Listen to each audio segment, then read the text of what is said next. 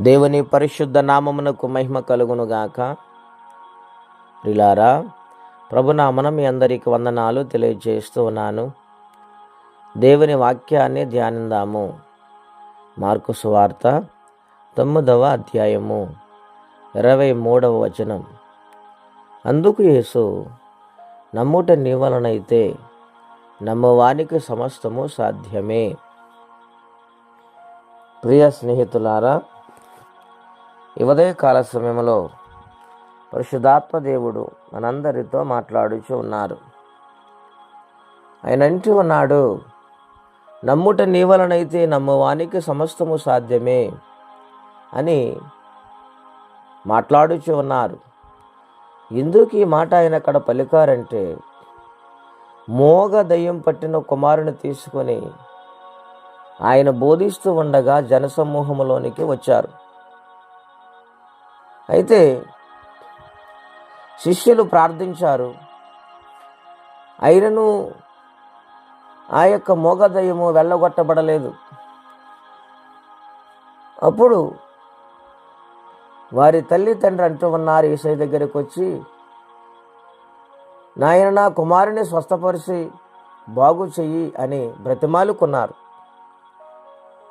ఇలాగ నీ శిష్యుల యొద్దకు ఈ కార్యమును జరిగిస్తారని నా కుమారుని తీసుకొచ్చినప్పుడు వారు ప్రార్థించారు, కానీ వారి వల్ల కాలేదు అని యేసుప్రభువారితో చెప్పినప్పుడు యేసుప్రభువారు శిష్యులను గద్దించి, విశ్వాసము లేని మూర్ఖతరములారా, ఎంతకాలం నేను మీతో ఉంటాను, ఎంతవరకు మిమ్మల్ని సహింతాను అని ఆయన గద్దించినట్లుగా లేఖనాల్లో చూస్తూ ఉన్నాం. ఎందుకు ఆయన అంత కోపపడ్డాడు, ఎందుకు ఆయన ఆ మాట చెప్పారంటే, ఇంకా నువ్వు శిష్యులు బలపరచబడవలసి ప్రార్థించవలసి ఉన్నది కనుక ఆ మాటను ఆయన పలికారు. అప్పుడు వెంటనే ఆ అబ్బాయి నా దగ్గర తీసుకురండి అన్నప్పుడు యేసుప్రభు వారి దగ్గర తీసుకొని వచ్చినప్పుడు ఆయనను చూసి ఆ అబ్బాయిలో ఉన్న ఆ భయంకరమైన సాతాను, ఆ దెయ్యము పడిపోయి విలవిలలాడుతూ కొట్టుకుంటూ ఉంది.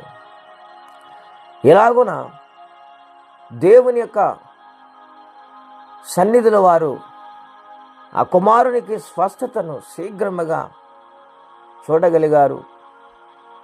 దేవుని మహిమపరిచారు.